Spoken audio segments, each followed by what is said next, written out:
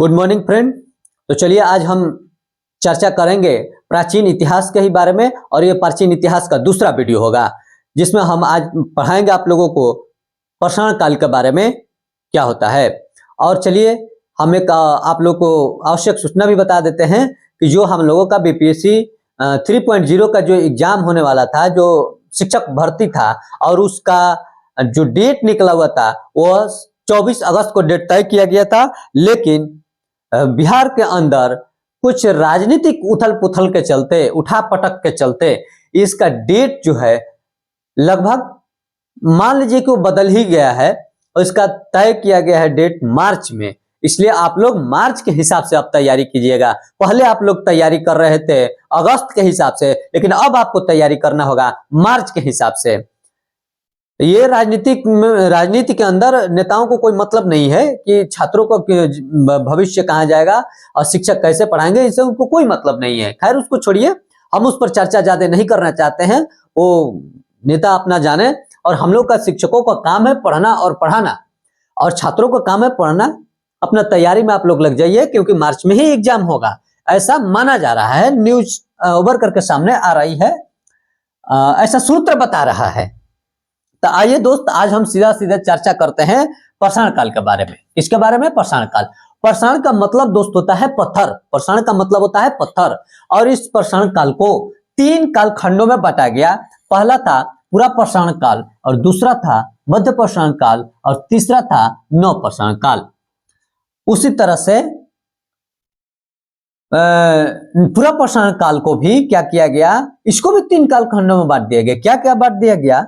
एक को कहा गया निम्न पूरा पाषाण काल, दूसरे को कहा गया मध्य पूरा पाषाण काल, और तीसरे को कहा गया उच्च पूरा पाषाण काल। अब इनका कालखंड भी है। क्या है? इनका भी कालखंड है। इनका कालखंड देख लिए। ऐसा पूरा पाषाण काल का कालखंड देखा जाए तो 26 लाख से 9,000 है। उसी तरह से मध्य पाषाण काल के कालखंड है जो 9,000 ईसा पूर्व से 4,000 ईसा पूर्व है। उसी तरह से नव पाषाण काल का जो कालखंड है 4,000 ईसा पूर्व से 2500 ईसा पूर्व है। ठीक उसी प्रकार से अब 9,000 जो ये है इसको भी बांटा गया। तो निम्न पूरा पाषाण काल का अब कालखंड देखा जाए तो 26 लाख से 50,000 ईसा पूर्व है। 26 लाख से 50,000 ईसा पूर्व। उसी तरह से मध्य पूरा पाषाण काल है कि 50,000 ईसा पूर्व से 40,000 ईसा पूर्व है। उसी प्रकार से उच्च पूरा पाषाण काल जो है ये है 40,000 से 9,000 ईसा पूर्व के बीच माना जाता है। ये कालखंड के हिसाब से अगर देखा जाए तो ये हो, इसका सही जवाब होगा। आइए अब ये वन लाइनर क्वेश्चन की तरफ चलते हैं और एकदम तबातोड़ रिवाइज करेंगे, इसका देखेंगे ध्यान से। ठीक है, तो आइए दोस्त हम थोड़ा सा इसको जूम कर लेते हैं ताकि आपको दिखाई स्पष्ट दे, किसी प्रकार के आप लोगों को कष्ट ना हो। इसलिए हम थोड़ा सा इसको जूम कर लेते हैं। क्या सही बोले? चलिए आगे चलते हैं हम। पहला क्वेश्चन है कि पाषाण युगीन अनुसंधान आरंभ करने का श्रेय किसको दिया जाता है? तो यह रॉबर्ट ब्रूसफुट को दिया जाता है। इसका नाम क्या था? Robert Bruce Foote. उसी तरह से दूसरा क्वेश्चन है कि मानव इतिहास का प्रारंभिक काल क्या कहलाता है चाहे कहलाता था? यह प्रारंभिक काल जो है पूरा पाषाण काल के नाम से जाना जाता था। आइए दोस्त तीसरा क्वेश्चन देखते हैं। प्राचीन भारत के औजार और अस्त्र शस्त्र बनाने के लिए जो निवासी किस पदार्थ का प्रयोग करते थे? तो वह पत्थरों का प्रयोग करते थे। किसका? पत्थरों का। अगला क्वेश्चन है कि प्राचीन भारतीय भौगोलिक मान्यता के अनुसार भारतवर्ष किस द्वीप का खंड था? तो यह जम्मू द्वीप का खंड था। आइए अगला क्वेश्चन की तरफ चलते हैं। सर्वप्रथम मानव सदृश प्राणी जो होमो सेपियंस से प्रजातीय रूप से भिन्न था उसे सामान्यतः किस रूप में जाना जाता था? तो इसका नाम था बाबू पिथैकेंथ्रोपस के नाम से जाना जाता था। भारत में मानव के सर्वप्रथम साक्ष्य कहां से प्राप्त होता है? तो इसका जो है हथनौरा से, जो यह नर्मदा घाटी में है। हथनौरा कहाँ है? तो यह नर्मदा नदी घाटी के अंदर है। आइए अगला क्वेश्चन देखते हैं कि पाषाण संस्कृति, पाषाण का मतलब पत्थर ही होता है, आपको अलग नहीं समझना है। पाषाण संस्कृति से लेकर के हड़प्पा सभ्यता तक के संस्कृति, जो संस्कृति है, अवशेष किस पूरा स्थल से प्राप्त हुए हैं, तो यह हुए हैं मेहरगढ़ से। कहां से हुए हैं? मेहरगढ़ से। जूते हुए खेत का साक्ष्य किस पुरातात्विक स्थल से प्राप्त हुआ है, तो यह हुआ है कालीबंगा से हुआ है। कहां से हुआ है? कालीबंगा से हुआ है। चलिए आगे चलते हैं दोस्त, आगे क्या है, आगे देख लेते हैं। अगला क्वेश्चन है कि बृहद पाषाण स्मारकों की पहचान किस रूप में, बृहद पाषाण स्मारकों की पहचान किस रूप में की गई है, तो यह मृतकों को दफनाने के स्थल के रूप में किया गया है। जहां लोग मर जाते थे उनको जो दफना दिया जाता था, हम लोग को कहते हैं कि गाड़ दिए हैं, खोन के गाड़ दिए हैं, लेकिन मृतकों को जहां दफनाने का स्थल को रूप में जाना जाता है। यह बृहद पाषाण उस समय का प्रतीक था। और प्राचीनतम अस्थायी जीवन, प्राचीनतम अस्थायी जीवन के प्रमाण कहां से प्राप्त हुए हैं, तो यह प्राप्त हुए हैं मेहरगढ़ से प्राप्त हुए हैं। प्राचीनतम अस्थायी जीवन के प्रमाण, जो प्राचीन लोग थे उसका अस्थायी जीवन, कि लोग अस्थायी रूप से रहने लगे, उसका सही प्रमाण मिलता है तो दोस्त मेहरगढ़ से मिलता है। कहां से मिलता है? मेहरगढ़ से। अगला क्वेश्चन है कि मनुष्य ने सर्वप्रथम किस धातु का प्रयोग किया था, तो आप जानते हैं दोस्त कि तांबा का प्रयोग किया था। सबसे पहले सर्वप्रथम मनुष्यों ने, जो प्राचीन मनुष्य थे, वह किस धातु का प्रयोग किए? तो तांबा का। अगला क्वेश्चन है कि प्रस्तर युग जो है, यानी स्टोन एज के लोगों के पास सर्वप्रथम घरेलू पशु कौन से थे, तो जैसा कि आप लोग दोस्त पहले से ही जानते हैं, उसका नाम कुत्ता था। अगला क्वेश्चन है उत्खनित प्रमाणों के अनुसार पशुपालन का प्रारंभ किस से माना जाता है, किस काल से माना जाता है, तो मध्य पाषाण काल में, मध्य पाषाण काल में पशुपालन का साक्ष्य मिलता है। याद रखिएगा दोस्त, पशुपालन की अगर बात आ जाए तो सीधे सीधे मध्य पाषाण काल के अंतर्गत जाएंगे। पशुपालन की अगर बात आ जाए तो मध्य पाषाण काल के, बड़ी इंपॉर्टेंट क्वेश्चन है, इसको नोट कर लीजिएगा।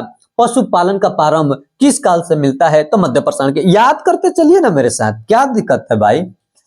मध्य पाषाण काल से पशुपालन के प्राचीनतम साक्ष्य कहां से मिलते हैं, तो यह आदमगढ़ से मिलते हैं। कहां से? आदमगढ़ से। मध्य पाषाण काल में पशुपालन के प्राचीनतम साक्ष्य कहां से मिलते हैं, तो आदमगढ़ से मिलते हैं। यहाँ उत्खनित प्रमाणों के अनुसार है, ध्यान दीजिएगा। यह मध्य पाषाण काल के पशुपालन के प्राचीनतम साक्ष्य कहां से मिलते हैं, तो यह आदमगढ़ से मिलते हैं। लेकिन उत्खनित प्रमाणों के अनुसार पशुपालन का प्रारंभिक साक्ष्य कहां से मिलते हैं, तो यह मध्य पाषाण काल से मिलते हैं। अगर मध्य पाषाण काल की बात करेगा तो कहिएगा कि आदमगढ़ से जगह में, और कहेगा कि उत्खनन जब हुआ तो शुरुआत में तो कहां से हुआ था, मध्य पाषाण का। दोनों क्वेश्चन में अंतर है दोस्त, दोनों क्वेश्चन में अंतर है, ध्यान से इसको बारीकी से अध्ययन करने की जरूरत है। मानव द्वारा खदानों की कृषि सर्वप्रथम किस काल में प्रारंभ हुई थी, तो ये प्रारंभ हुई थी नवपाषाण काल में। हम लोगों ने खेती करना कब सीखा, ये अगर पूछेगा कि खदानों का माने कि खेती करना, खेती करने के जहां बात आ जाएगा दोस्त, तो हम सीधे सीधे चलेंगे नवपाषाण काल में। और पहिया का भी आविष्कार हुआ था नवपाषाण काल में, पहिया का भी आविष्कार हुआ था नवपाषाण काल में। आइए चलते हैं, मानव द्वारा प्रयोग में लाए जाने वाला प्रथम अनाज कौन सा था, तो हम लोग जानते हैं दोस्त कि प्रथम अनाज जो था वह जौ था। जौ कौन, क्या था? जौ। आइए दोस्त आगे क्वेश्चन देखते हैं। अगला क्वेश्चन है चाकोलिथिक, चाकोलिथिक युग, चाकोलिथिक युग को किस अन्य नाम से भी जाना जाता है, तो इसको ताम्र पाषाण काल के नाम से जाना जाता है। चाकोलिथिक युग, चाकोलिथिक युग अगर पूछेगा दोस्त तो इसको कहेंगे कि हम ताम्र पाषाण काल के नाम से जानते हैं, कॉपर एज के नाम से जाना जाता है। चलिए दोस्त हम आगे अब देखते हैं क्या चीज है, थोड़ा सा इसको ध्यान से देखिएगा। डाटा बना करके दिया गया है, डाटा बना करके दिया है, इसको बड़ी बारीकी से अध्ययन करने की जरूरत है। डाटा है दोस्त, देख लीजिए। पहला है कि स्थल है, इधर राज्य है, उसके बाद यह प्राप्त साक्ष्य है। मतलब कहने का ये है कि ये जो स्थल है कहाँ से है, स्थल कहाँ है, और उसके बाद राज्य किस राज्य में पड़ता है, ये ताम्र प्रसारणकालीन ये सब स्थल है, और प्राप्त साक्ष्य यहाँ से क्या क्या प्राप्त हुए हैं। तब पहला स्थल का नाम है दोस्त, देखिए आपको हम दिखाते हैं। पहला स्थल का नाम है, आप लोग ध्यान से देखिएगा, पहला स्थल है इसमें दोस्त, स्थल है और आज देखिए इनाम गांव। पहला क्या है, इनाम गांव, पहला है इनाम गांव। स्थल पूछ देगा कि इनाम गांव जो है वह किस राज्य में पड़ता है दोस्त, तो कहना कि ये महाराष्ट्र में पड़ता है। और ठीक इसी क्वेश्चन को अगर पूछ ले कि कच्ची मिट्टी के मकान, वो गोलाकार गड्ढे वाले मकान का साक्ष्य कहां से मिलता है, यहां से ये मिला है। अगर यही पूछ ले, यही बात गोलाघर गड्ढे को वाले मकान का साक्ष्य कहां से मिला है, तब बताना कि इनाम गांव से मिला है। अगर इसी क्वेश्चन को लाट के पूछे तो बताना इनाम गांव से। अगर यही पूछते कि इनाम गांव से क्या साक्ष्य मिला है, तो गोलाकार गड्ढे वाले मकान का साक्ष्य मिला है। यह है कहां, तो महाराष्ट्र में है। कहां है, तो महाराष्ट्र में है। ठीक उसी प्रकार से दायमाबाद के बारे में आते हैं।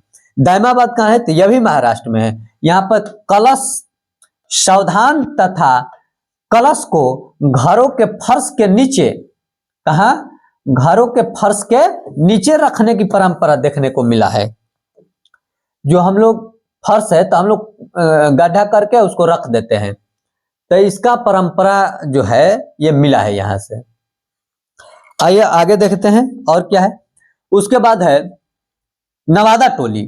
नवादा टोली भी कहां है दोस्त, यह भी महाराष्ट्र के अंदर है, और इसका उत्खनन HD सांकलिया द्वारा चित्रित काले मृदभांड के प्रमाण मिले हैं। ये क्या, काले मृदभांड। अगर पूछ लेगा कि चित्रित काले मृदभांड का प्रमाण कहां से मिला है, तो सीधे आप आ जाइएगा दोस्त नवादा टोली। कहां आइएगा, नवादा टोली। अगर अगला क्वेश्चन पूछ ले कि नवादा टोली कहां है दोस्त, तो ये महाराष्ट्र के अंदर है नवादा टोली।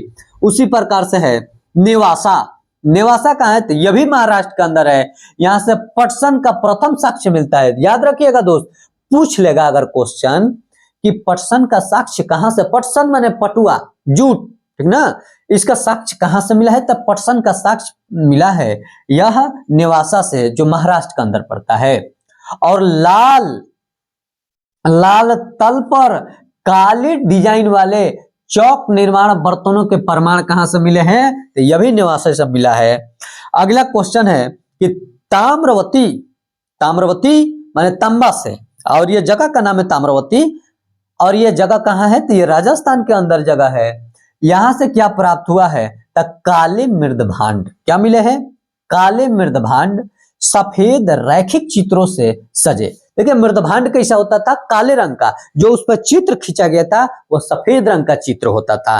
मिट्टी का, मृदभांड का मतलब होता है मिट्टी का बर्तन। मृदभांड का मतलब क्या हुआ, मिट्टी का बर्तन। और मिट्टी कैसा, क्या रंग कैसा होता था, काले रंग के होता था, और उस पर जो लाइनें खींची जाती थी वह लाइनें सफेद खींची जाती थी, उजले कलर के लाइन खींची जाती थी, चित्रों से सजे रहते थे। उसके बाद है नवपाषाण काल शब्द का सर्वप्रथम प्रयोग 1865 ईस्वी में सर जॉन लुबाक ने किया था। किसने किया था, सर जॉन लुबाक ने किया था। नवपाषाण काल शब्द सर्वप्रथम किया था लुबाक, सर जॉन लुबाक ने किया था। चलिए दोस्त हम अगले पेज पे चलते हैं, देखते हैं अगले पेज पे क्या है। आ जाइए देखते हैं। आइए इसको भी थोड़ा सा हम लोग जूम करके देख लेते हैं। जूम कर लेने से आसानी से आप लोगों को दिखाई देगा।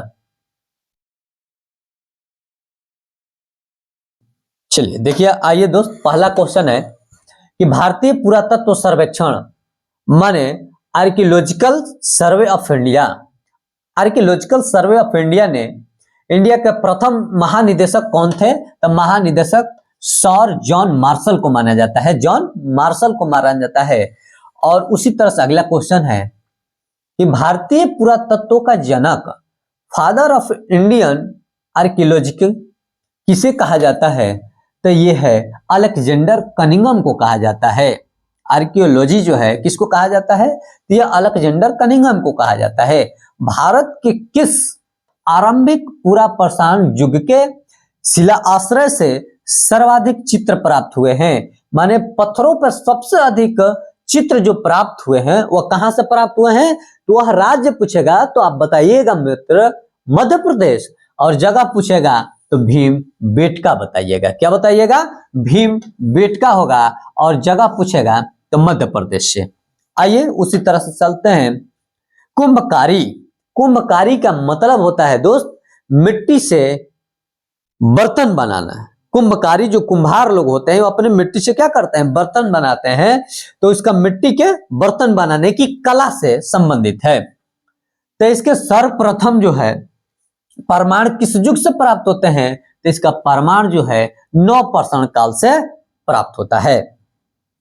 पेबल उपकरण, पेबल टूल्स किस काल से संबंधित है? तो यह निम्न पुरापाषाण काल से संबंधित है। उसी तरह से ताम्रवती के नाम से कौन सी संस्कृति प्रसिद्ध है? तो आहार संस्कृति है।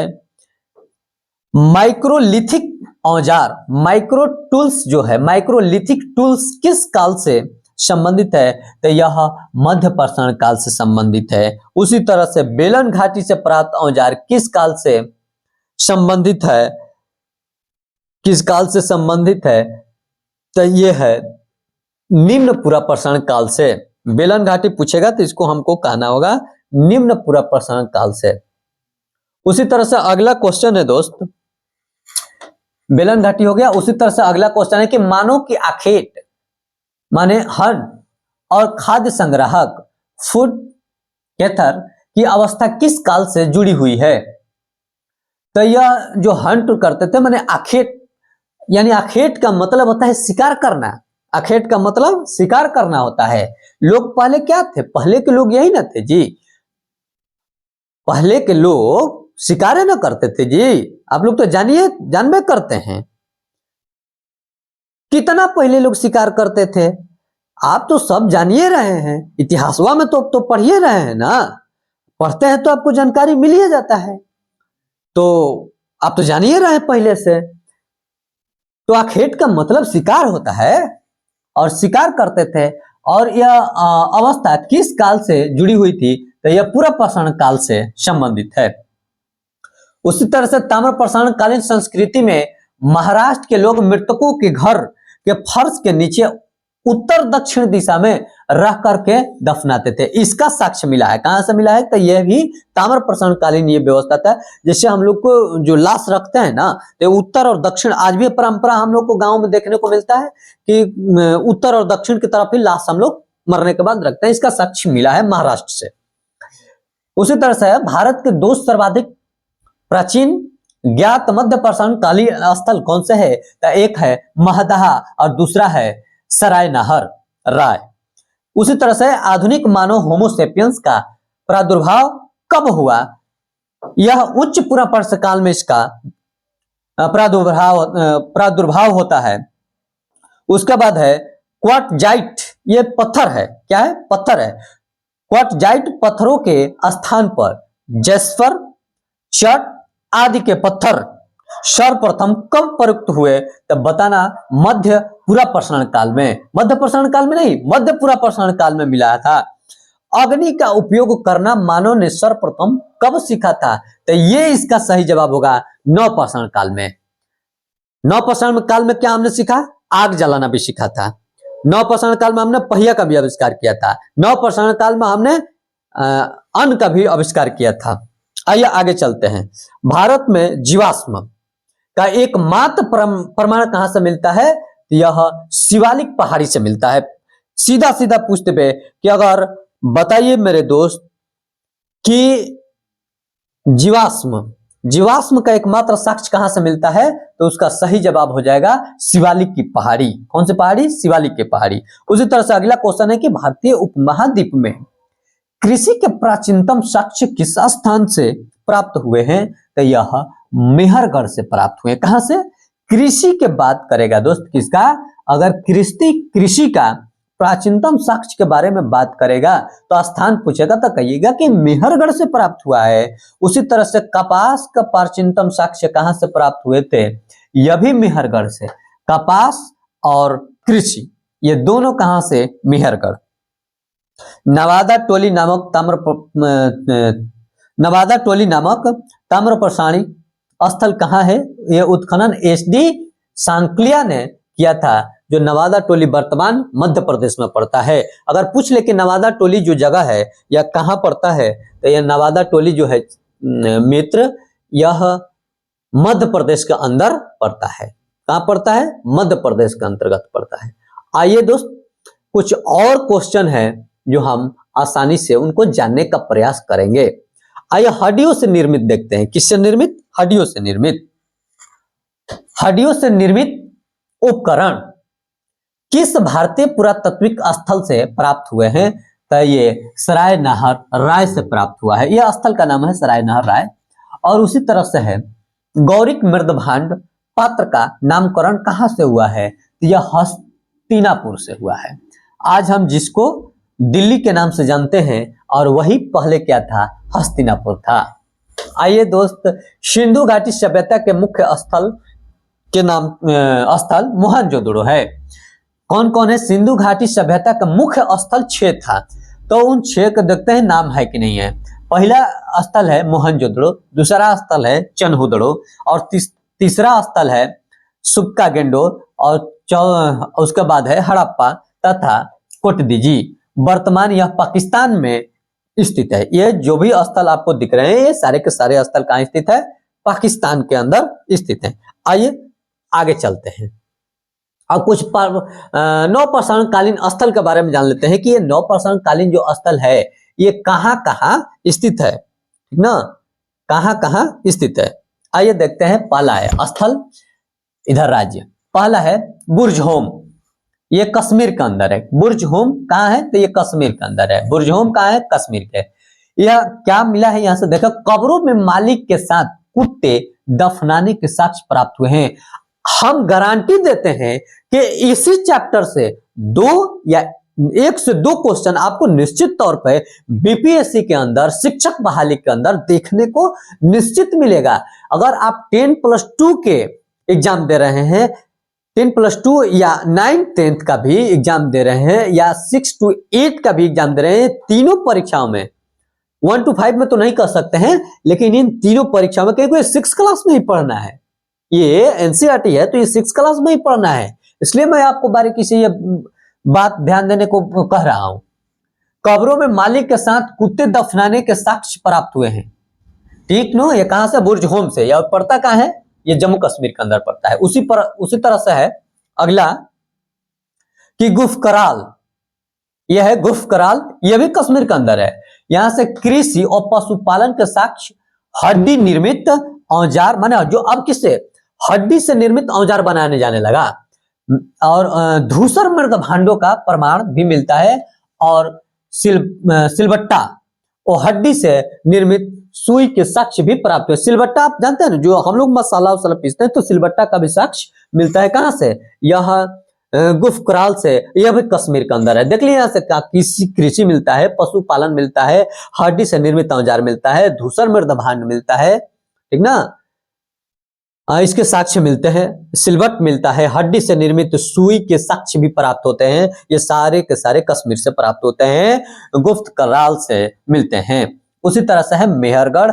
आज पूछेगा कि मेहरगढ़ वर्तमान में कहाँ स्थित है, तो सीधा जवाब होगा इसका पाकिस्तान का, जवाब होगा पाकिस्तान। अब देखते हैं यहाँ से क्या क्या मिला है मेहरगढ़ से। मेहरगढ़ से हमको मिला है गेहूं की 3 और जौ की 2। एकदम बारीकी से ध्यान दीजिएगा। क्या मिला है, क्या मिला है, गेहूं की 3 और जौ की 2 किस्मों की खेती। क्या क्या मिला है, 2 किस्मों की खेती के प्रमाण। उसके बाद क्या मिला है, कच्ची ईंटों के आयताकार मकान मिला है। कच्चा ईंट जो होता था उससे आयताकार घर बनाया जाता था। इसका साक्ष्य कहां से मिला है दोस्त, तब मेहरगढ़ से मिला है। आपको यही याद कर लेना है। आगे चलते हैं। देखिए दोस्त, उसके बाद है महदहा। यह महदहा अगर पूछे सीधा सीधा क्वेश्चन यही हो जाएगा कि महदहा कहाँ है, तो महदहा उत्तर प्रदेश के अंतर्गत आता है। कहाँ? महदहा उत्तर प्रदेश के अंतर्गत आता है। देखते हैं यहां से क्या क्या मिला है। तो गोलाकार झोपड़ियों के प्रमाण, माने झोपड़ी कैसा होता था, एकदम गोलाकार झोपड़ी जो है, झोपड़ी अरे पलानी फूस उसका बनता है ना, तो झोपड़ी जो बनता था वो गोलाकार झोपड़ी होता था। और इस झोपड़ियों का प्रमाण मिला है। धान के अलावा जौ की खेती और पशुपालन के भी साक्ष्य मिले हैं। कहां से? महदहा से। धान की खेती उसके अलावे पशुपालन के भी साक्ष्य महदहा उत्तर प्रदेश से मिला है। उसके बाद है कोल्डिहवा, सबसे महत्वपूर्ण है कोल्डिहवा।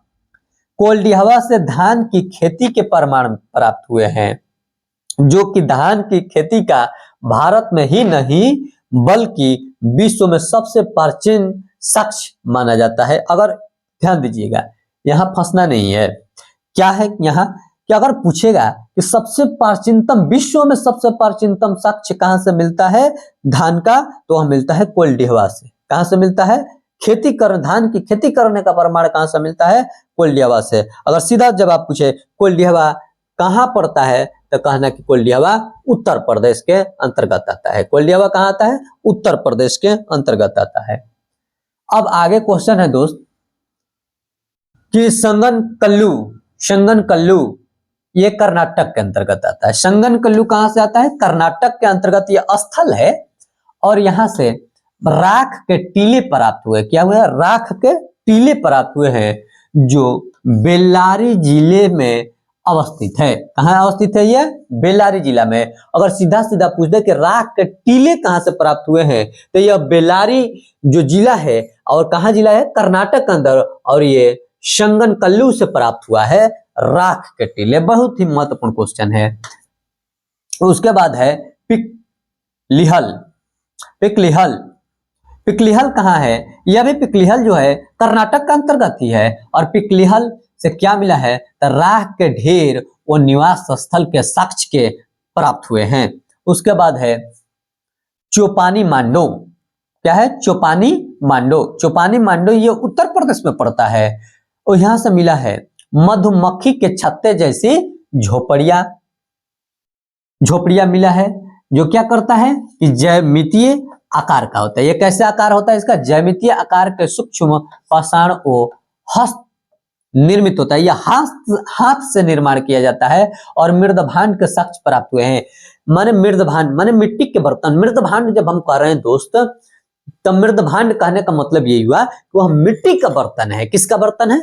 मिट्टी का बर्तन का भी साक्ष्य मिला है। कहां से मिला है? तो चौपानी मांडो से मिला है। और चौपानी मांडो उत्तर प्रदेश के अंतर्गत आता है। अगला क्वेश्चन है कि सारू तारू, ध्यान से समझिए, सारू तारू ये असम के अंतर्गत आता है। यहां से गुवाहाटी के समीप उत्खनन से आदिम कुल्हाड़ियां माने पहले की कुल्हाड़ियां और चित्रित मृदभांड प्राप्त हुए, जो माटी का बर्तन होता था। और माटी के बर्तन पर क्या किया गया था? चित्र बनाया गया। इसका साक्ष्य कहां से मिलता है? तो असम से मिलता है। और ये गुवाहाटी जो है, गुवाहाटी के अंदर असम से मिलता है। और उसके बाद आता है चिरांद। बड़ी महत्वपूर्ण क्वेश्चन है। चिरांद जो है यह बिहार के अंतर्गत आता है, ठीक ना। और यहां से हड्डी के उपकरण प्राप्त हुए हैं, जो प्रायः हिरणों के सिंघों से निर्मित है। यह हड्डी हिरणों के सिंघों से निर्मित है। उसके बाद है दावोजली है। यह दावोजली भी क्या पड़ता है? असम में। यहां से कृषि पशुपालन के साक्ष्य प्राप्त हुए हैं। कृषि पशुपालन के साक्ष्य प्राप्त हुए हैं, ठीक ना। ये सारे क्वेश्चन ये सब क्या है? सार संग्रह है। हमने तो आपको नवादा टोली बता ही दिया है। तो ये सब ऑब्जेक्टिव क्वेश्चन रहा।